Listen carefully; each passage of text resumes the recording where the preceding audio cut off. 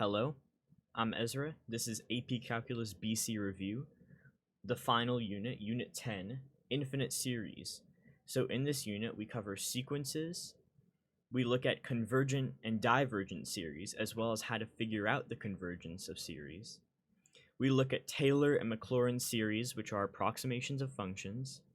We look at the radius and interval of convergence of certain power or Taylor series. And then finally, we find the error using alternating series and Lagrange error bounds of series approximations. So let's get into it. First, with what is a sequence? Now, a sequence, if you think about like the actual definition of the word, it's just one thing after a number, one thing after another. So here it's one number after another. So we can say a sequence like a sub n, which is what we're going to call our sequence, is 1, 2, 3, 4, 5, so on and so forth infinitely. So we can figure out like if these sequences go towards a real number or they go towards infinity. So what you do is essentially just take the limit as n approaches infinity of a sequence to figure out if it is convergent or divergent. So convergent means it goes to a finite number. I'm just going to call it b. And divergent means it goes to plus or minus infinity. So given the sequence a sub n equals 1/2 n, this means that you have 1/2 at n equals 1, and then 1 at n equals 2, 3/2 at n equals 3, so on and so forth. So, given this sequence, does it converge or diverge? Well, I think you can imagine it will diverge, because as the limit approaches infinity, it's going to be infinity. So this series will diverge. Now, what if I gave you something like 1/n? Well, this would converge to 0 because the limit as it approaches the end is 0. Because 1/infinity in concept is really just 0. Alright, what about I give something like 2n squared over n squared plus 1? Well, we're going to have to think about this in terms of limits. We can't just plug in the infinity. And if we think about this like this, 2n squared over 2 or over just n squared, we're only going to take these leading terms, and then since they're the same and our leading coefficient is 2, this limit will actually just approach 2. So this sequence converges to 2. And finally, we're going to look at a sequence of a sine function. So we're going to have sine of pi n. So what does this look like? Well, a sub 1 is just going to be sine of pi, which is 0. A sub 2, sine of 2 pi, 0. So this converges to 0. However, what would happen if I replace this with cosine of pi n? Well, cosine of pi will be -1. Cosine of 2 pi is 1. Cosine of 3 pi, I guess, is -1. Then 4 pi is 1, ... So this diverges because it is bounded. This is our key term here. If your function, or your sequence, I should say, oscillates between two values, then it is divergent because it is bounded. So that's basically all there is on sequences. There's not even a guarantee that sequences show up on the test, but they can sometimes, and you need to know that you can either have convergent, divergent, or it can be bounded, like a cosine function. So now we're going to look at series, which is the actual bulk of this unit. So this is a summation sign, which means that you add each individual term. So a series, or what we're looking at is infinite series, is basically adding all the terms of a sequence.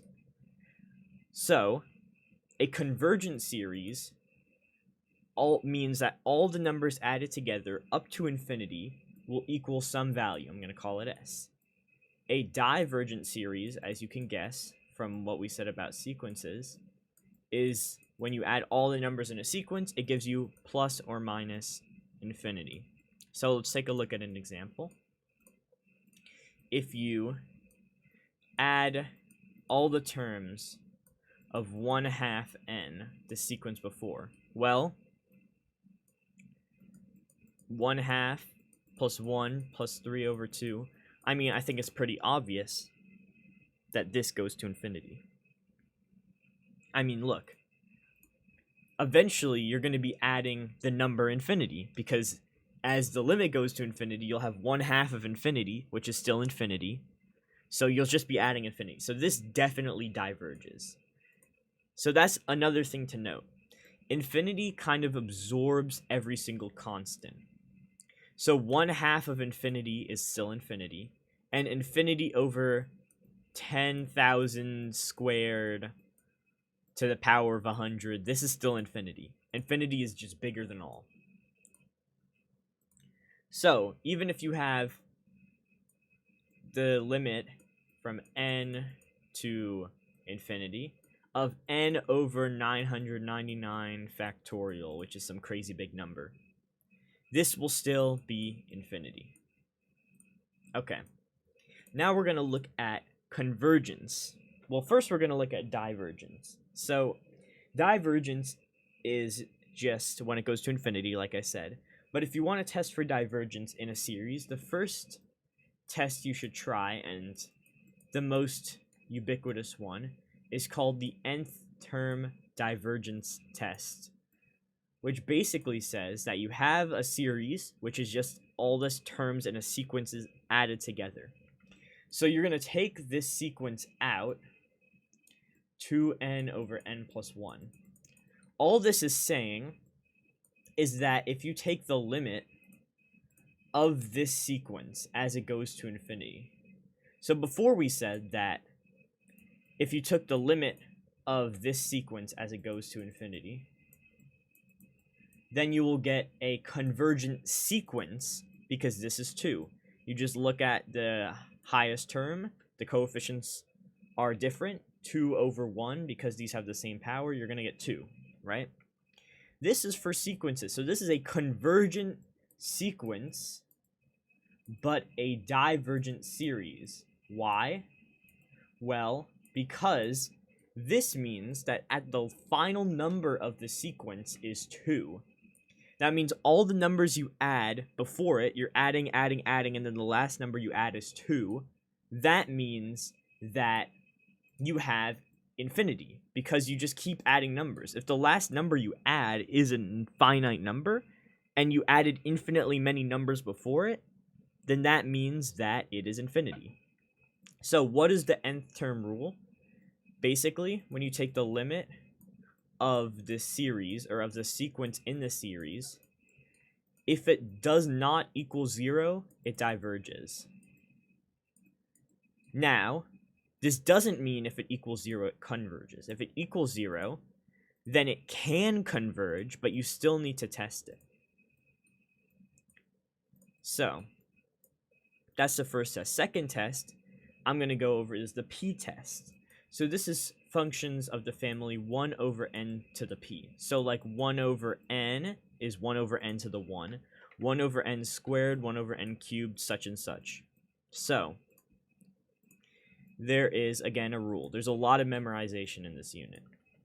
So if we have n equals 1 to infinity of 1 over n to the p, this is a convergence test. So this converges when p is greater than 1. Greater, not greater than or equal to, greater than 1. Which means that the kind of mind-warping thing that 1 over n, when you add these to infinity, it does not converge. This equals infinity. This is like one of the most unintuitive concepts to grasp. The fact that you would think adding 1 plus 1/2 plus 1/3 infinitely, you think, well, eventually it's going to get small enough that you're basically not adding anything. But it does go to infinity. And this shows that the nth term test does not prove convergence. Because if you take 1 over n and you take the limit as this goes to infinity, you get 0. But this series does not converge. And remember what I said about infinity absorbing everything? This means that this, since this is infinity, if you have 1 over 9,999n, this is still infinity. Because that 1 over 9,999 times infinity is still infinity. So, if you have, for instance, 1 over n squared, now this will converge because, you know, p is greater than 1.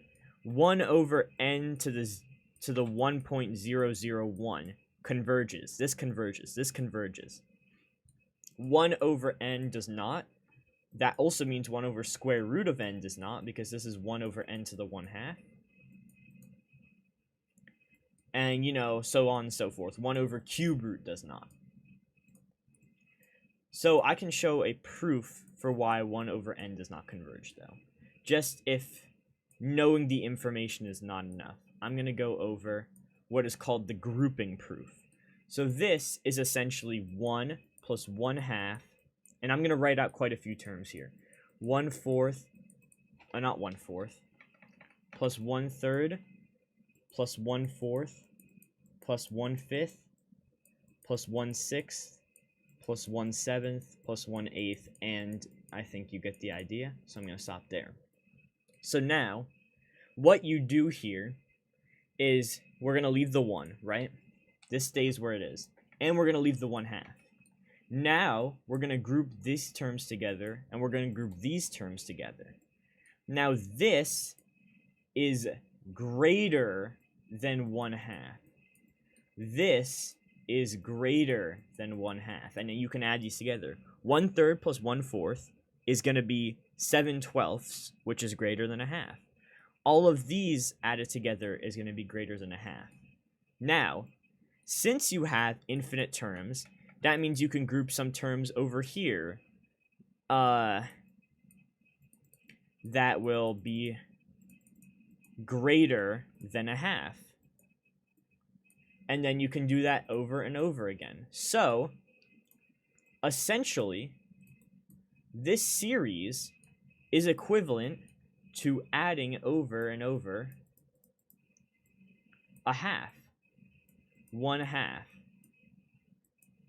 Now, there's no n here because it's not multiplied, but 1 plus, and then you're just adding 1/2 plus 1/2 plus 1/2, because you have infinite groups of terms that are bigger than 1/2. So actually, this term is greater than just adding 1/2 plus 1/2 plus 1/2 plus 1/2, in theory. So since this one obviously is infinity, because you just keep adding the same number, eventually if you add it an infinite number of times, it's infinity, that is a more intuitive proof for why this equals infinity. There's other proofs, but I feel that this one is just the most intuitive one. Okay, now we're going to move on to geometric series, which are probably top 3 most important series convergence tests to know. The 3 that are most important to know are geometric, AST, and ratio. These 3 always show up on the test 100% of the time. So geometric is the simplest of the 3, and it's basically saying that if you have r to the n to infinity, absolute value of r has to be less than 1, and then it converges. So that means if you have 1/2 to the n, this converges. And don't be tricked, because this is the same exact thing as 1 over 2 to the n. So these two things are equivalent. When you see one, you can assume the other. So this is also a geometric series. So this is the rule. Now, if you just take any series, I mean, there's like a million you can choose from. You know, 1 2/3 to the n. This converges. 4/3 to the n. This does not converge because 4/3 is bigger than 1. Now, it's a pretty intuitive test to use. Now, one thing you must remember is that this is the only series where you can actually find the sum of it. So, it's just this formula. A is going to be our first term, and then R is our ratio. So, let's use this formula. Let me give you a series from n equals 1 to infinity of 1/2 to the n. Okay, the first term, we plug 1 into here. The first term is going to be 1/2. So we're going to do 1/2 over 1 minus, okay, what's the ratio? 1/2. 1/2 over 1 minus 1/2 is going to be 1/2 over 1/2, because 1 minus 1/2 is 1/2. And this ends up giving you 1. So that means the sum of this whole series, which I apparently cannot move, the sum of this whole series is 1. Now you got to be careful of this number down here, because if this number, for instance, is 0, then this is wrong, because our first term is no longer 1/2. Now we have 1, because 1/2 to the 0 is 1. 1 over 1 minus 1/2 is 1 over 1/2, which equals 2. So now this series equals 2, just because we changed this one little number down here. So be careful of that number. Okay, next we're going to look at the integral test, which is one of the tests that is pretty commonly tested. Not 100% of the time, but it is very important to know. So, what it's saying is that if you have a function that is continuous, positive, and decreasing, and it can be integrated in function form, then you can use the integral test to test whether or not it is convergent or not. So let's look at an example. And this tests for convergence and divergence, just like the geometric MP test. So, let's take the function, or I should say the series, n equals 2 to infinity, and you'll see why I'm choosing 2, 1 over n ln of n, a lot of n's. But I chose 2 because when n is 0, this is undefined. When n is 1, this is undefined. So I just chose 2. So now, this looks something like this. If we were to graph it on axes, as a function, n ln n looks like this. So that matches our criteria, continuous, positive, and decreasing. So we can look at the integral from our starting number 2 to infinity, of course, of 1 over x ln x dx. So now we're going to have to do some improper integrals. So if this were on an FRQ, remember, limit as b approaches infinity, and then put your b up here.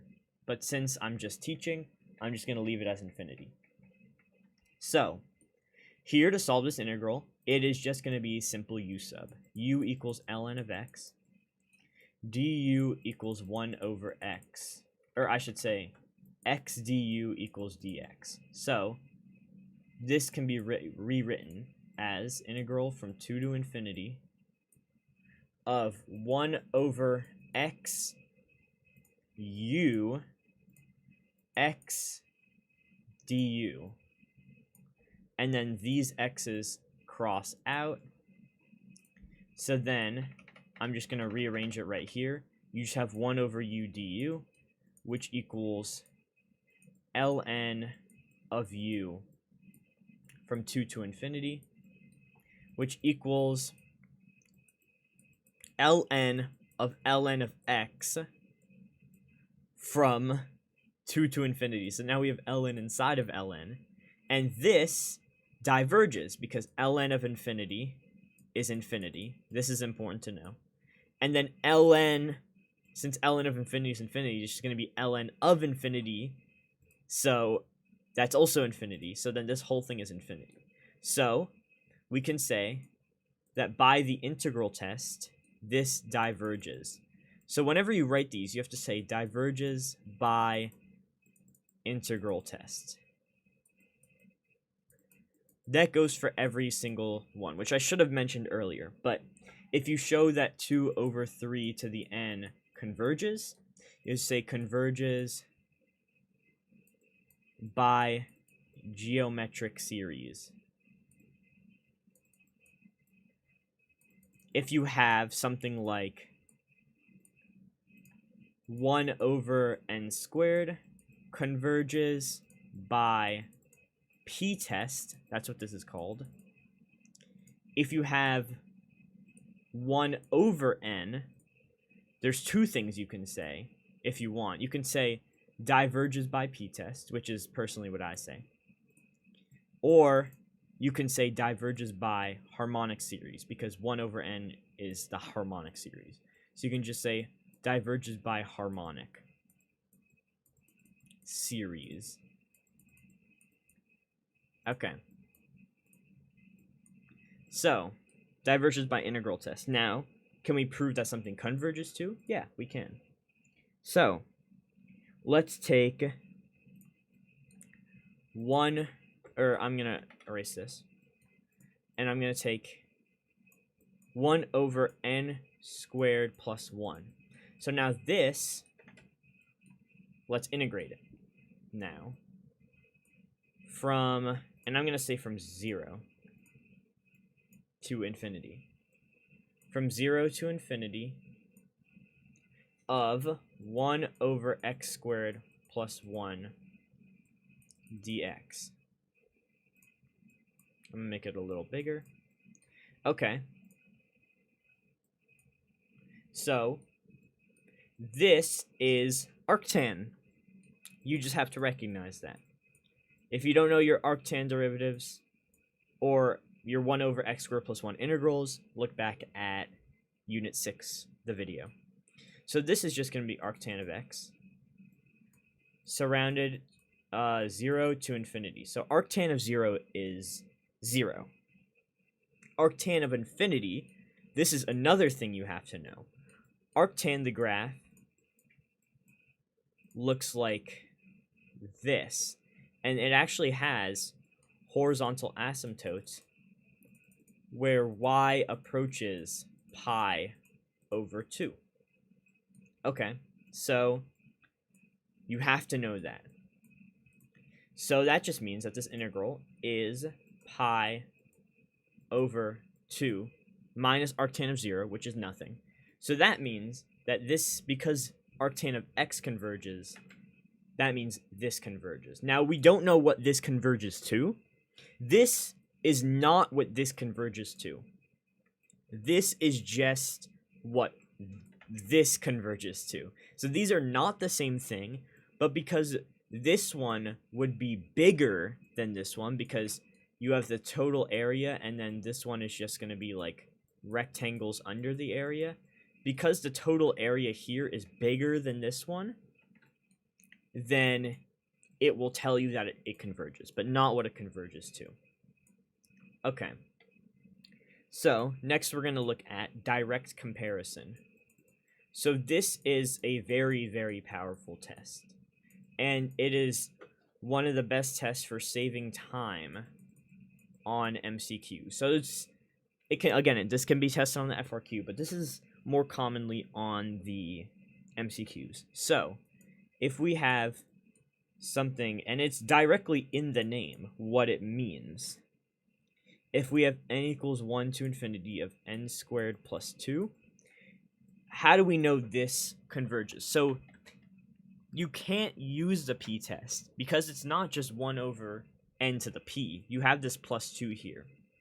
And now at infinity, all these constants get disregarded, but if you wanted to prove that this was convergent, you can't say p-test. Remember that. So we have to use direct comparison. And now you are quite literally directly comparing it to another series. So in this case, 1 over n squared plus 2 is less than 1 over n squared, because whatever this is, the denominator is going to be slightly bigger, which means that it's going to be less. So 1 over n squared plus 2 is always going to be less than 1 over n squared. So we can say this relationship, that this series is less than this series. Okay, and since this series we know converges by the p-test, we can say that this series, since it is smaller, must also converge too. So, let me reiterate and put it in more general terms. If you have a series, a sub n is less than b sub n, if b sub n converges, then so does a sub n. Because if this is not infinity, and this is bigger than this one, then this one also cannot be infinity.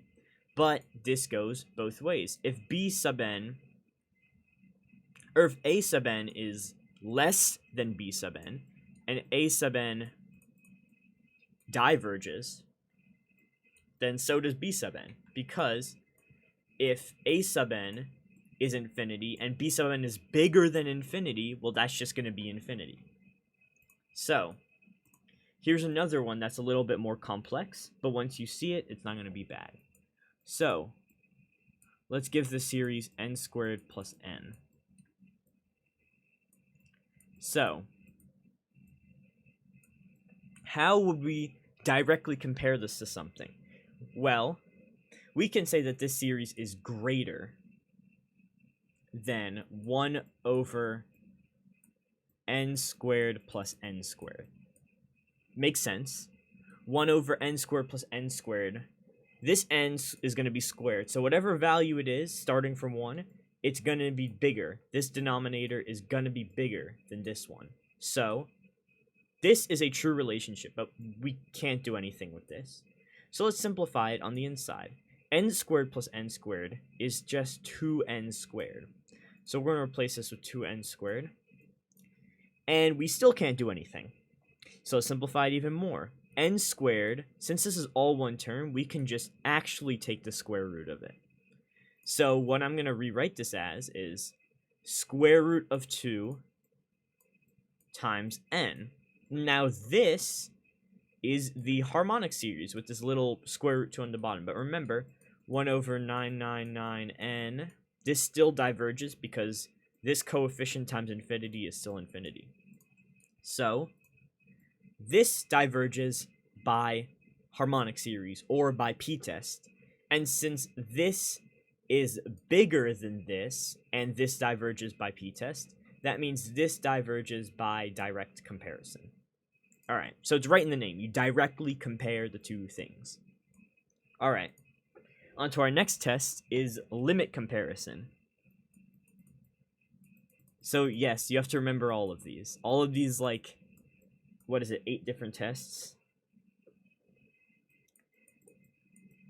So limit comparison. This is saying that if you have the limit as n approaches infinity, right? And then you divide two different series. Let's just say b sub n over a sub n. So these are two similar series, if you're thinking about it, right, conceptually.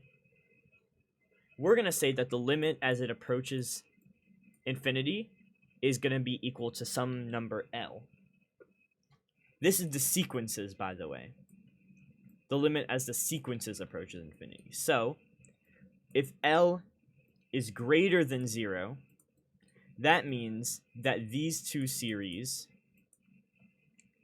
behave the exact same way at infinity. So, if L is greater than 0, again, if this is a positive finite number, Not infinity, though. If it's infinity, it also doesn't work. So I should say less than infinity. If L is between 0 and infinity, then these two series will act the same. So you can compare it to something you already know using the past tests, and then go from there. So if we look at something like n squared over n to the 5th plus 8, let's just say, right? Let's do our limit comparison on something we know. So we have n squared over n to the 5th. So let's do our limit comparison on n squared over n to the 5th. Okay. N squared over n to the 5th acts as 1 over n cubed. Alright. So, we're going to take our n squared over n to the 5th plus 8 divided by 1 over n cubed, so I'm just going to times it by n cubed. So we're going to take the limit as n approaches infinity. And this is just the limit as n approaches infinity. This n cubed moves into here. So we're actually going to just combine these and make n to the 5th. So this is just going to be equal to 1/8. And since L is greater than 0, L is 1/8.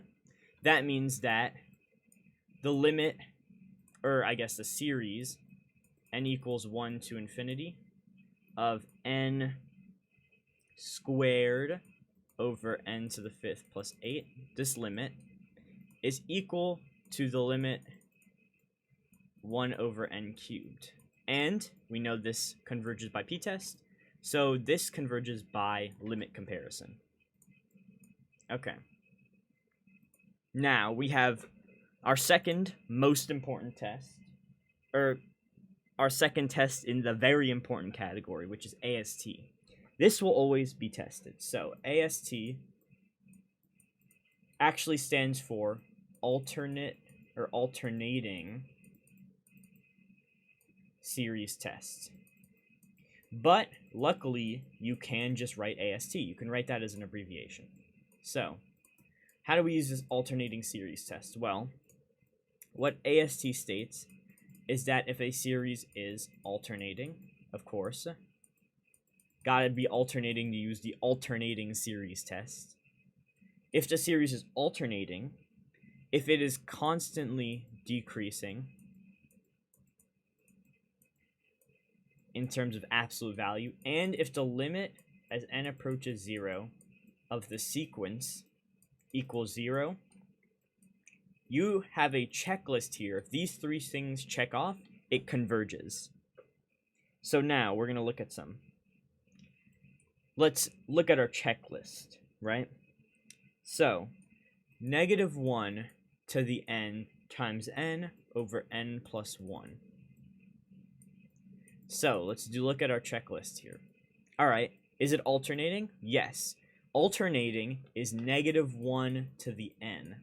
This is our alternating term. So if we see that, then it is alternating. Decreasing, well, yes, because we have n plus 1 over here.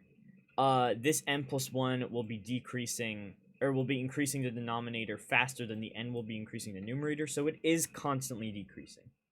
Alright, what about the limit as this approaches infinity?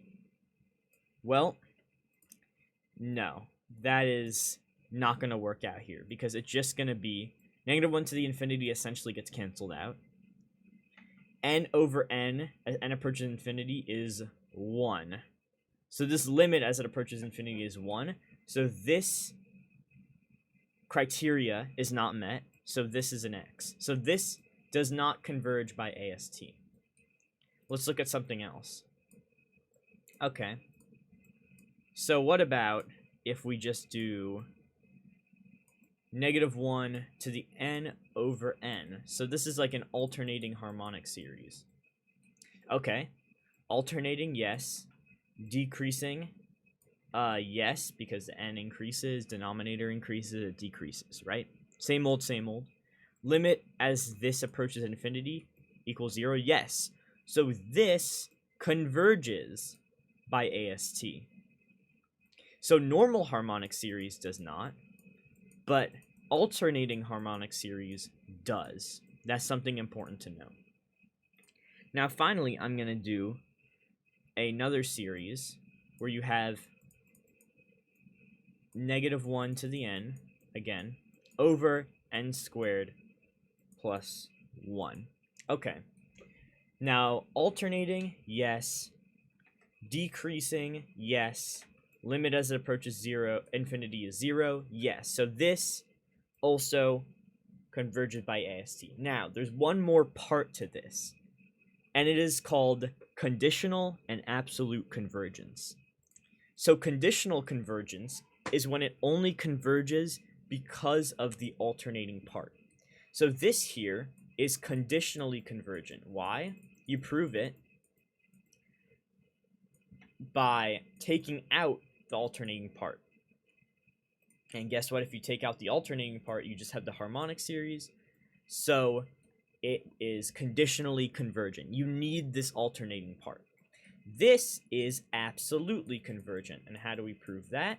Well, take out the term, you get the series as n approaches infinity, from n equals 1 to infinity, of this, and we know that this converges by the integral test, which we did before with our arctan of infinity, So this is absolutely convergent because even without this alternating term, it's still going to converge.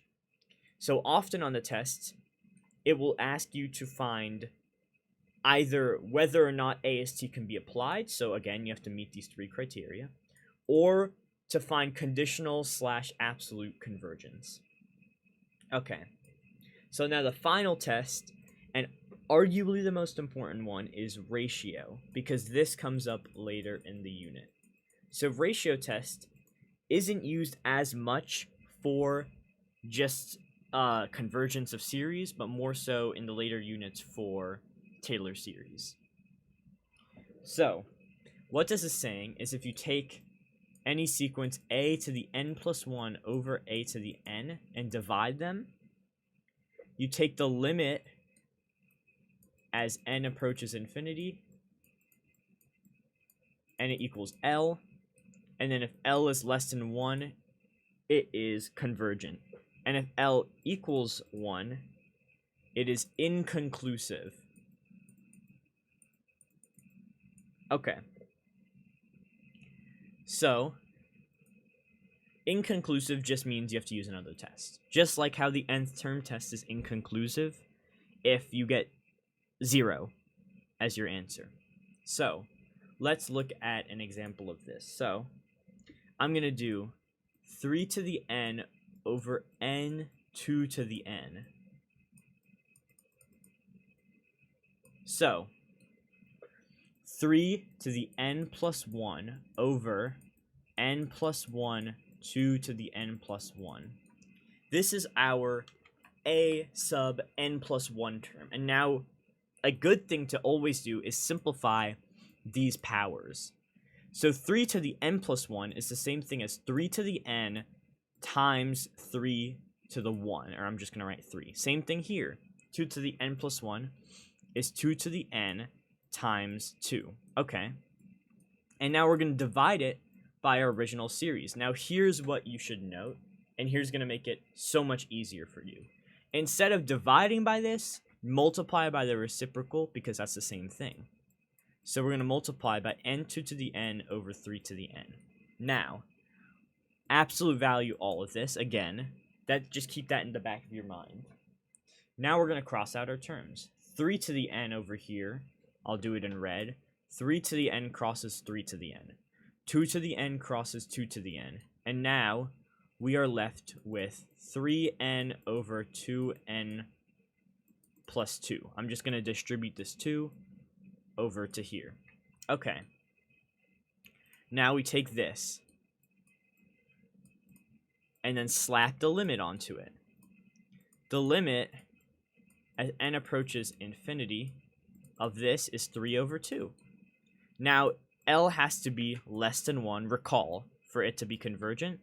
And this is greater than 1, so this diverges by the ratio test. Remember, always mention what test it diverges by. Okay. Let's look at something that's going to be on it a little bit more. So first, we're going to take a look at, like, factorials. What is a factorial?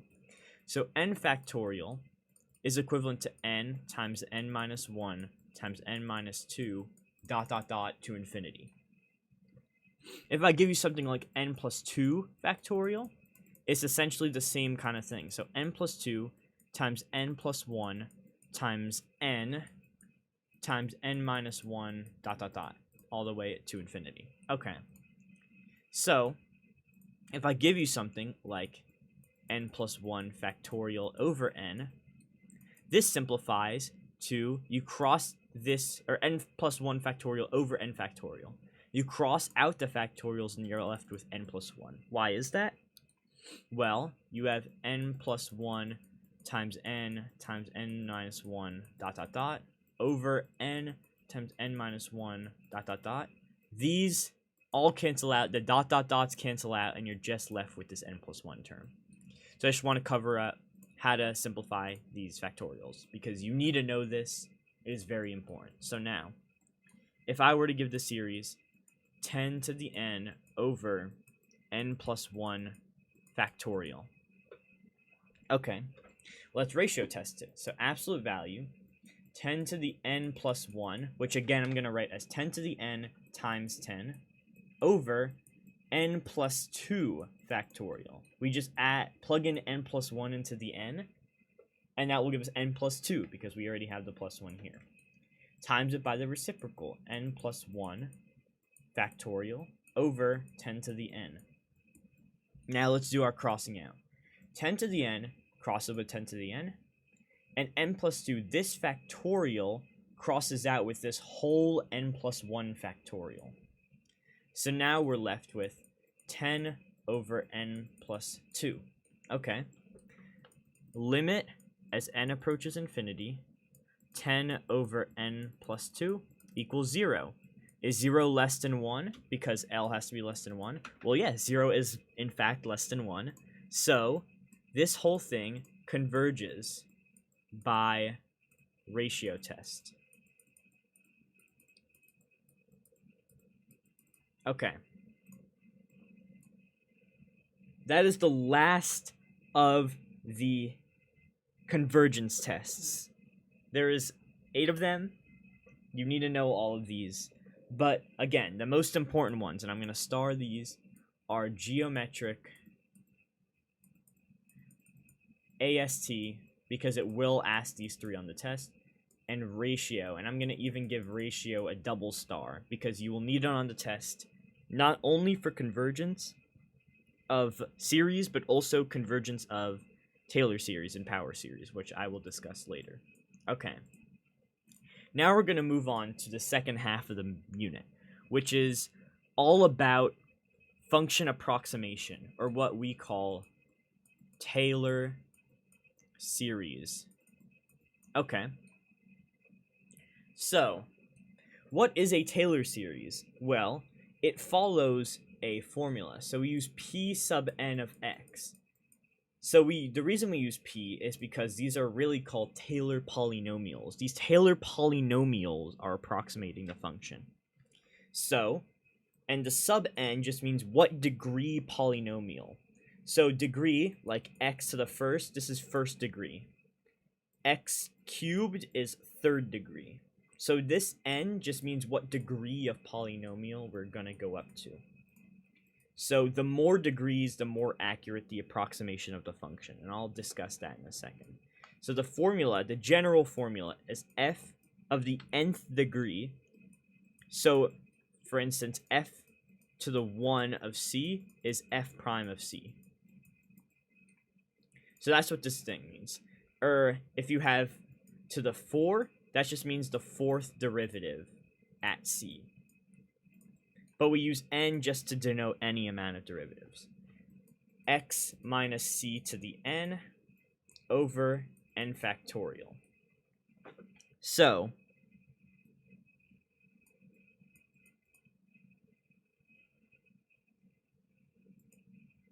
to infinity. This is like our general form. So, what does this mean? Well, if you wanted to find the second degree polynomial of something, you would find the sum of, I should say p sub, I want to change this, p sub m equals here up to then. So, if we wanted to find the second degree, would be f of c. Now, n of 0 is 1. So, or I should say x to the power of 0 is 1. So this term at n equals 0 is nothing. N factorial. So 0 factorial is 1. Again, remember that. That is important to remember. So, it's just f of c plus f prime of c times x minus c. Now, x minus c to the 1 is just x minus c. 1 factorial is 1. So we could write the 1 factorial and the 0 factorial here, but we don't, just to save space. Okay, and finally, f double prime of c times x minus c squared over 2 factorial. Alright, so this is our general form. So let's actually apply this to a function. So now, if you wanted to find, square root of 4.2, I mean, you couldn't really do this in your head unless you're a human calculator.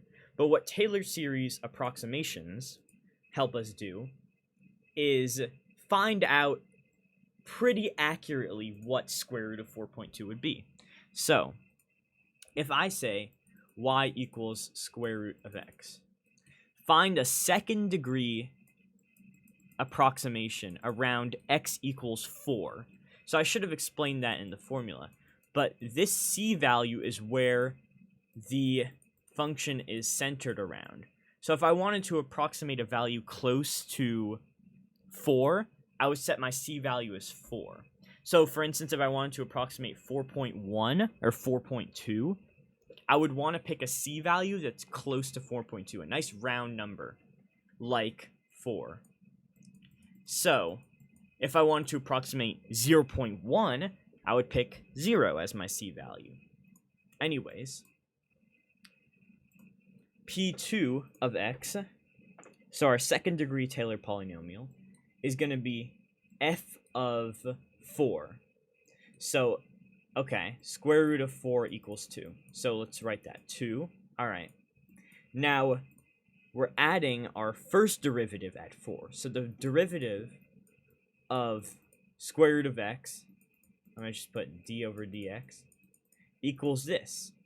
So our first derivative of x equals 4 is going to be 1/4 because we plug 4 into our derivative. Okay? So, plus 1/4 times x minus c. So just x minus 4. Okay, now let's look at the second one. You have 1/2 x to the negative 1/2. Now the derivative of this is negative 1/4 x to the negative 3 over 2. Or negative 1/4 square root of x cubed. Okay, so this is our second derivative of x squared. And now if you plug 4 into here, you're going to get square root of 64, or 8. So you're going to get 4 times 8 is 32. So negative 1/32 is going to be your f double prime of 4.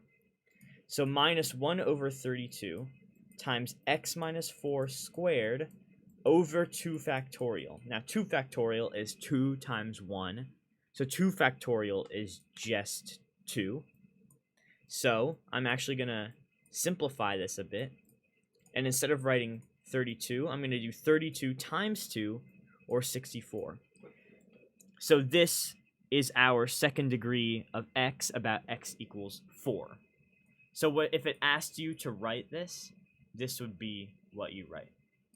So I'm going to say write the third degree polynomial at x equals 1 of ln of x. Okay. So we know y equals ln of x. And since we're going third degree, we're going to need third derivative. So y prime equals 1 over x.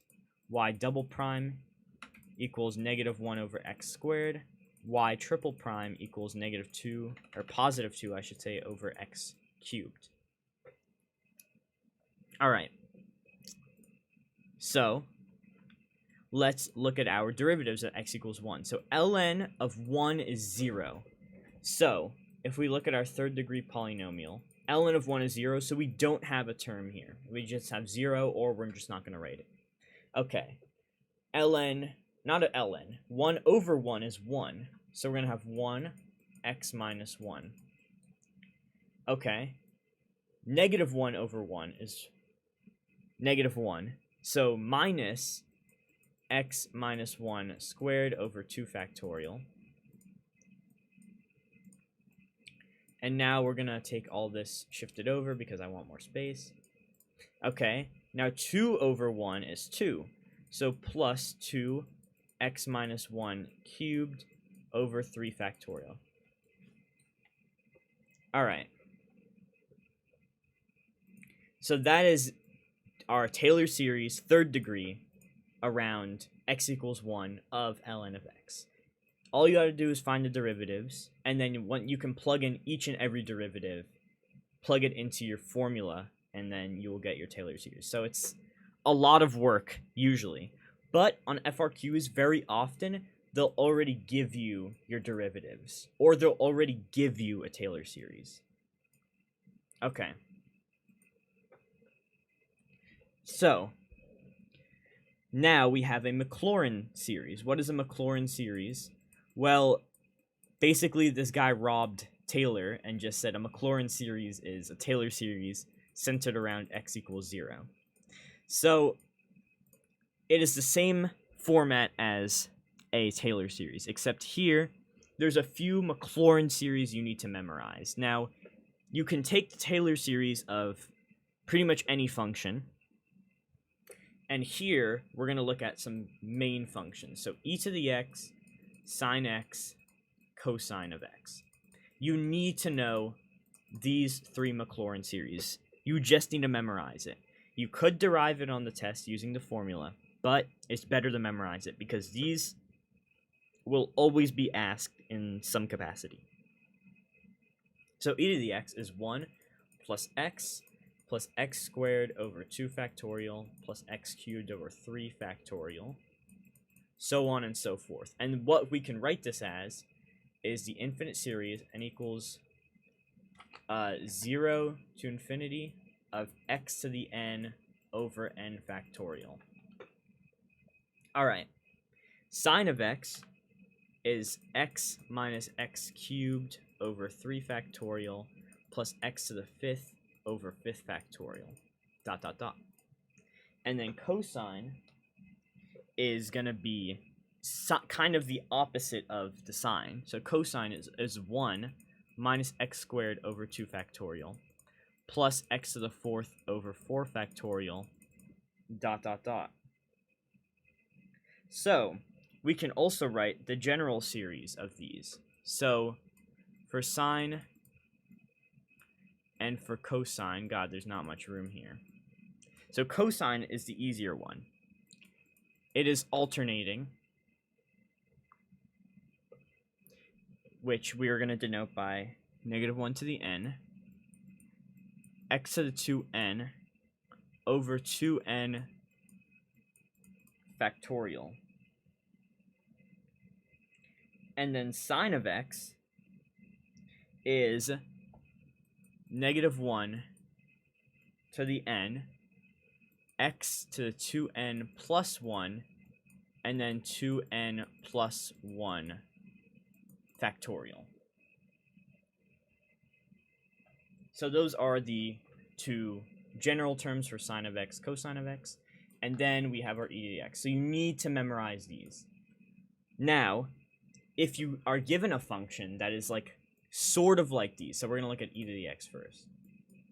If you are given e to the 2x, what is the Taylor series of that? Well, you can actually, or the Maclaurin series, you can just plug this 2x into every single x value.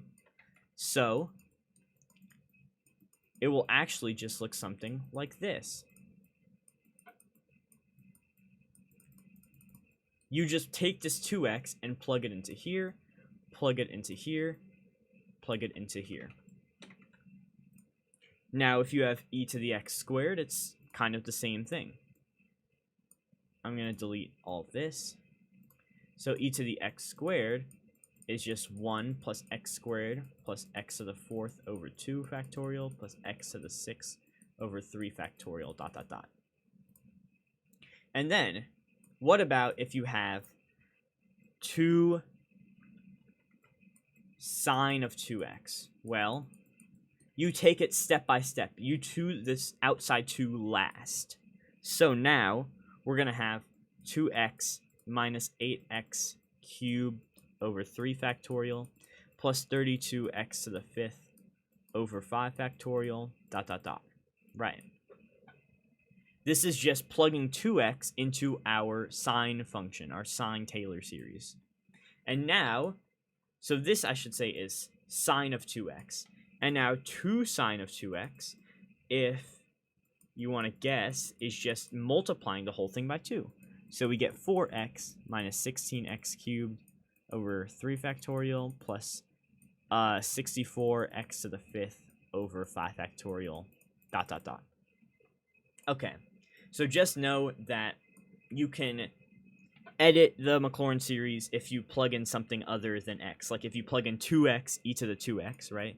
If you plug in 2x instead of x, you just plug it into every single value and then you can get the value. Okay. Now we're going to look at another heavy topic that is always tested. It's going to be radius and interval of convergence. So what does this even mean? This is like almost nonsensical. Well, it just means that let's say you have some sort of what we call power series, which is just like an unknown Taylor series of some random function, right?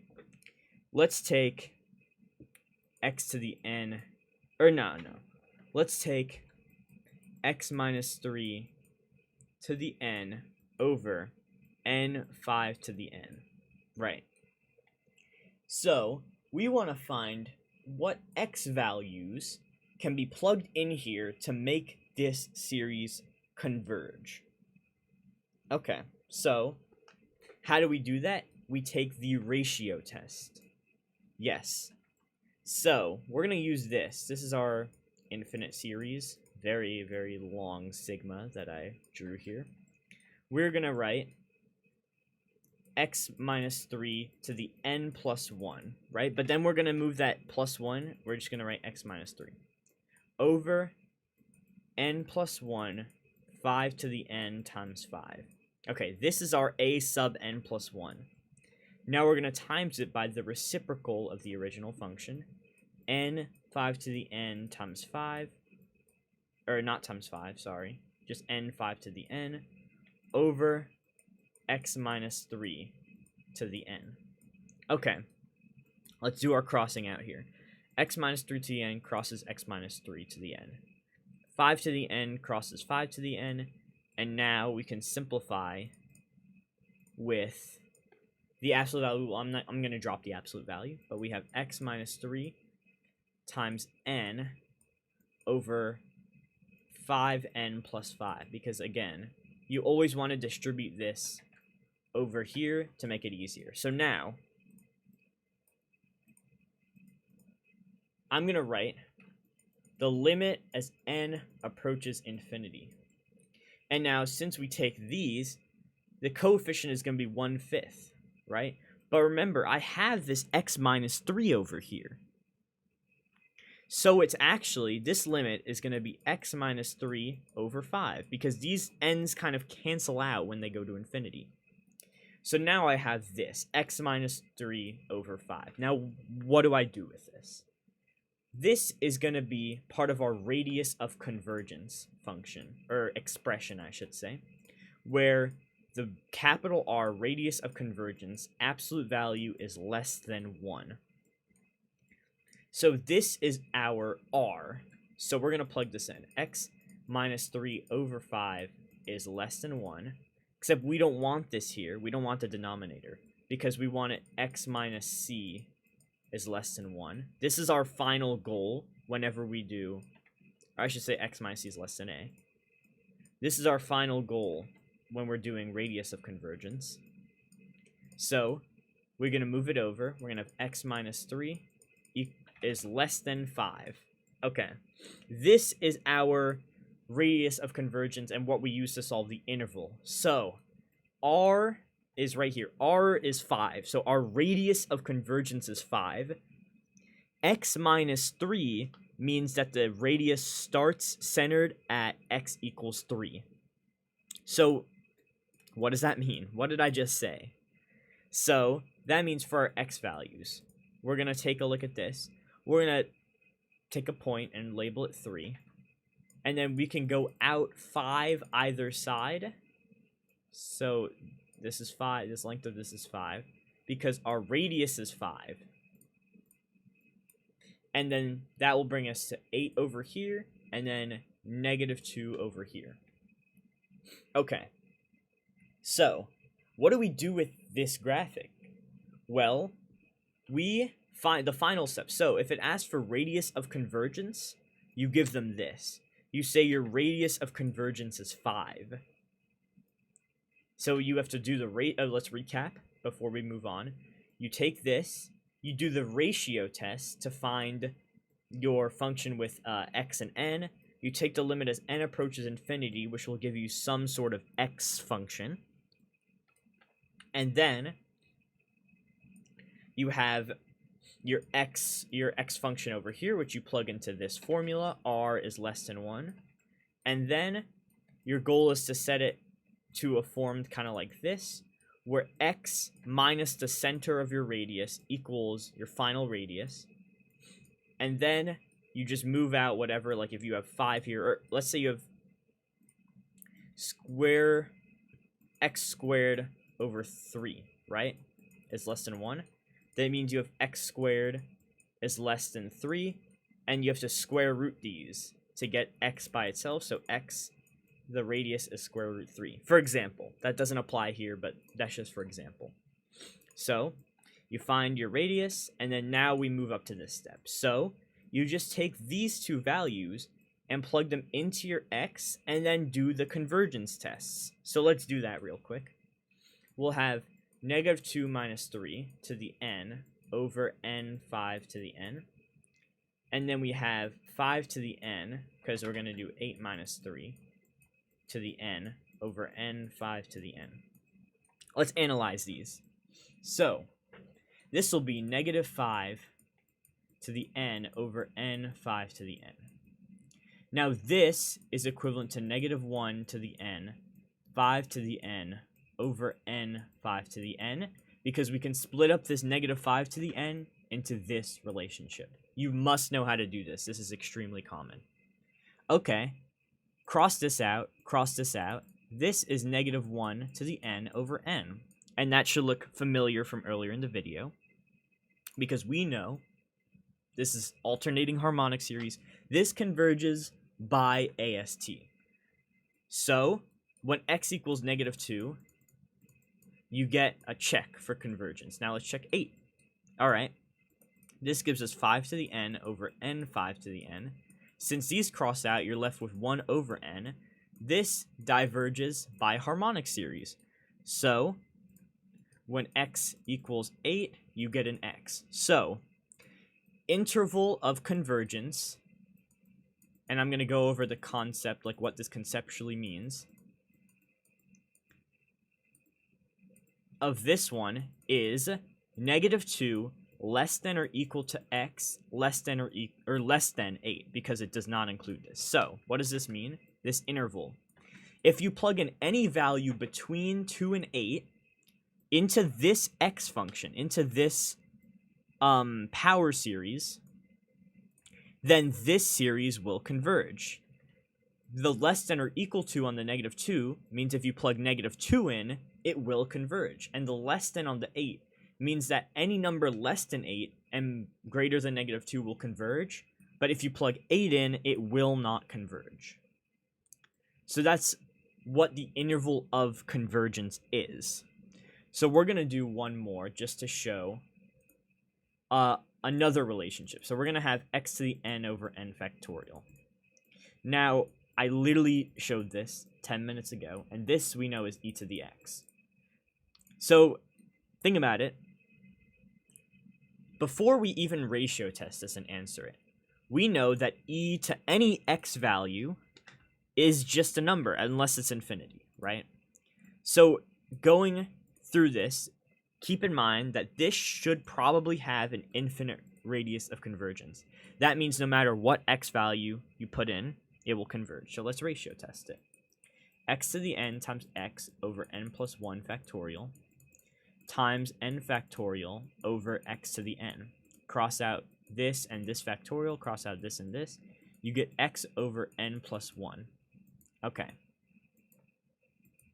Just did that very quickly. You can slow it down, rewatch however many times you want. But it's just doing the a n plus 1 times 1 over a to the n. Okay.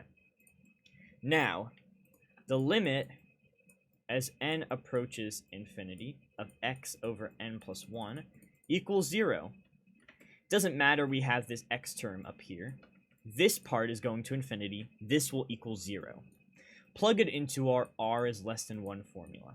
0 is less than 1. So that means our final value is r is less than 1 over 0. So that doesn't make any sense. But 1 over 0 is undefined, aka infinity, if that makes any sense. It's positive and negative infinity. So this, if you get a situation where your radius is 1 over 0, you have to divide by 0. That means your radius of convergence is infinity. And that means your interval of convergence is open bracket negative infinity to positive infinity. And that makes sense. E to the 999 is a number. E to the negative 91 is a number. Whatever number you want to put in there, it's going to converge. Okay. Finally, we're on to our last topic, which is going to be error bounds. So we're going to first look at the alternating series error bound.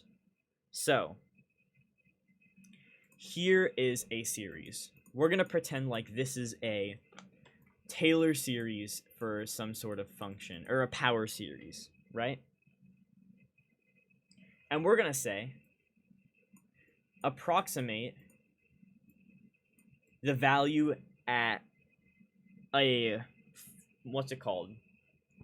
I'm just going to say a 4th degree term. So, you could expand this out, right? 4th degree term is going to be -1 to the 0 over 1, plus -1 to the 1 over 2, plus -1 to the 2 over 3, blah, blah, blah, right? But I'm just asking you what the error bound is for n equals 4. So what does that mean? It means that how far, once you get to 4, right? How far away from the actual value can you go from 4? So it sounds like I'm blabbering right now, but let me demonstrate with a graph. So if you have an alternating series, right? That means your first number at n equals 0, this is going to be positive, so you're going to go over here. So you're going to add a number here. And then you're going to subtract a number that is slightly smaller. So let's go about halfway, right? And then you're going to add a number. So let's go here, but it's not going to reach up to here again because the number you're adding is even less than this number. So your next number is going to go somewhere over here. And then you're subtracting a smaller number, and then adding a smaller number, and then subtracting a smaller, and then over and over, and eventually you go towards some value over here. Now, what the alternating series error bound is saying is this is the actual value of the series, some value at infinity. How far away can you go from, let's say this is point number 4, how far can you go away from that point in the next step? So when you look at the alternating series error bound, you're just going to look at the next step.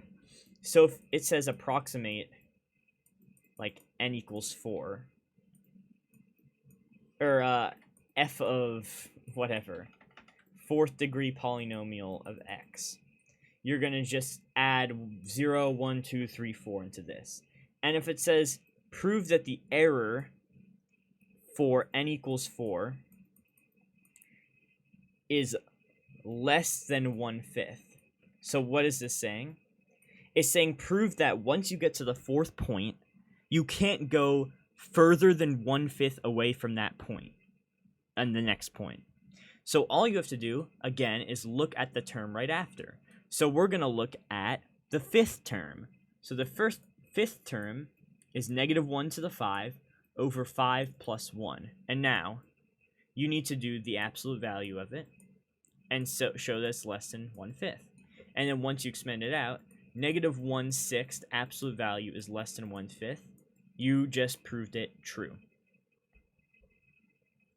Now I'm going to show you this with an actual function. Now, this is going to be like a mix of the Taylor series for sine of x and cosine of x. So we're going to have -1 to the n, and then we're going to have x to the 2n. So this is looking like cosine over 2n plus 1. So we're not going to just let you plug in a sine or cosine function to figure it out. You're actually going to need to show it. So you will get something like this on a AP test, and it will say show that the absolute value of f of 1 minus the 2nd degree polynomial of 1 is less than 1 over 100. So this is error bound form. You need to know how to write this. And conceptually, it is saying that the actual value of f, the difference between the actual value of f and the 2nd degree polynomial of f, is less than 1/100th. So the actual value of f is within 1/100th of the estimation of 2. So first, we're going to need to let's figure out what p2 of 1 is. So -1 x squared over 3 factorial.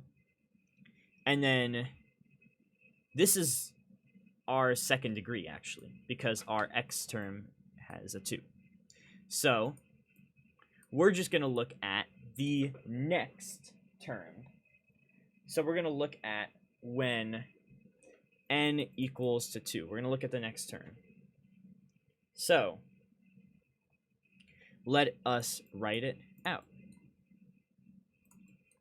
-1 squared x to the 2 times 2 over 4 plus 1 factorial. So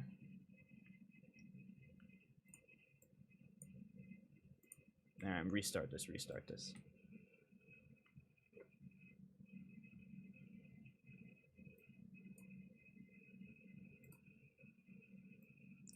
So we're going to look at the next term here. So x equals 1. So we're going to look at -1 squared x to the whatever. This doesn't matter. It's 1 over 2n plus 1. So 2 times 2. So this is going to be over 5 factorial. So this will give us 1 over 5 factorial, which is 1 over 120. Now, 1 over 120 is less than 1 over 100. Therefore, we just proved this thing true. Now, we're going to go to Lagrange error bound. which is our final topic for the entirety of series. So, Lagrange error bound works for any series. So as you can imagine, for the alternating series error bound, I didn't explicitly state it, but it only works for alternating series. So, the Lagrange error bound is going to work by looking at the max derivative, the max distance you can go away. So, if I will just give you the formula here. M, which stands for max, times x to the n plus 1 over n plus 1 factorial. Okay, so the m stands for the max derivative. So if I give you a third degree polynomial, and I'm just going to say 1 plus 1/2 x minus 1/8 x squared plus 1/16 x cubed. This is our polynomial, right? I want to approximate f of 0.5, and then I want to say, what is the error bound? What is the maximum distance it can go away from 0.5 from the actual solution? So, f of 0.5 minus p3 of 0.5. I'm looking for what it is less than or equal to. So, a piece of information you would be given is what the max derivative is at the fourth. So again, if we want to find the error, we go 1 degree forward for Lagrange. So you are going to look at the fourth term. So we're going to look at P4 of x. But since we're not given that here, we're going to look at the piece of information given saying that P4 of x of 0 is less than or equal to 6. So, basically, we can just plug it into the formula I gave you before. Less than or equal to means that 6 is the maximum. So this is our f max. So, if I wanted to find the error of 0.5, I would do 6 times 0.5 to the fourth over 4 factorial. So again, I'm using my formula, x to the n plus 1 over n plus 1. Our n value originally is 3. So we plug the 3 into here, we plug the 3 into here. We are estimating 0.5, so I plug the 0.5 into here. And then it's telling us that our max derivative at the fourth derivative is 6. So we're plugging the 6 into here. And then this value will be something very small. So now I'm going to give an FRQ that uses the Lagrange error bound in it. So we're going to look at the second degree Taylor polynomial around x equals 4 of square root x. So that's what we looked at before when we first looked at Taylor series. So I'm just going to write it out because I frankly don't want to go through that whole derivation process again. So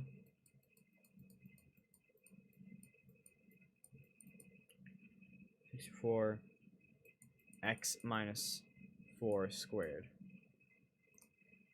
So this is our estimation. So the first step would be to find this, right? This is the first part of the FRQ.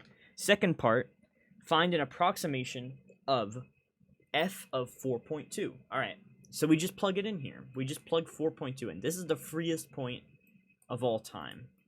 You just plug in 4.2 minus 4, so I'm going to put 0.2, minus 1 over 64, 0.2 squared. So 2 plus 1/20th plus this is going to be 4 over 100, so 4 over 6400, so 1 over 1600, I believe. And this should be a minus sign. And then you will have to simplify this.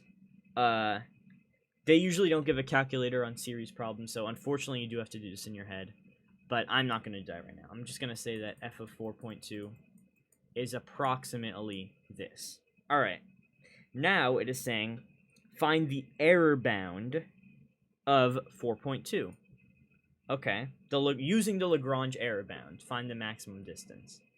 So I need to know 3 things. I need to know the max derivative. And since this is a second degree, I'm going to denote this as p2 of x. We want to find p3 of x max derivative, which is given in this problem as being less than or equal to 3 over 256. Okay, gonna move that out the way. We need to know our x value to the power of 3. And then 3 factorial. So this ends up being 3 over 256 times 0.2 cubed over 6, because 3 factorial is 6. And then if you simplify this, you get 1 over 64,000. So this is your Lagrange error bound. And then this value, 1 over 64,000, is saying f of 4.2 minus p2 of 4.2 is less than or equal to 1 over 64,000. So this is our final answer right here. This would be our final answer on the test. So that is it for series. To recap, you need to know all 8 convergence tests.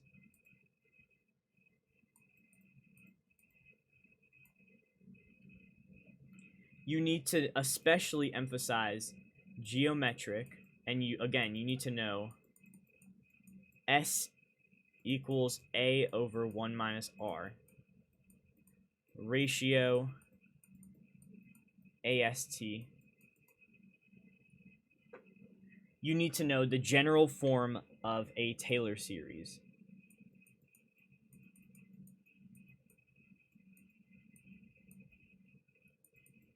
You need to memorize e to the x, cosine of x, sine of x. You need to memorize these 3 Maclaurin series. You need to remember that e to whatever function, like e to the u, you can just plug this into the x's of the Maclaurin series.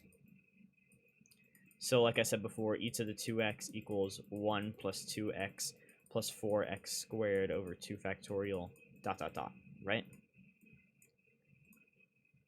You need to remember ratio test goes into radius of convergence, which goes into interval of convergence. And then you need to know the Lagrange and alternating series error bound. So alternating series, you just look at the next term in the series. And then Lagrange, you find the max times the x to the n plus 1 over n plus 1. So these are the key ideas in this unit. So that was series, and that was AP Calculus BC. Thanks for watching.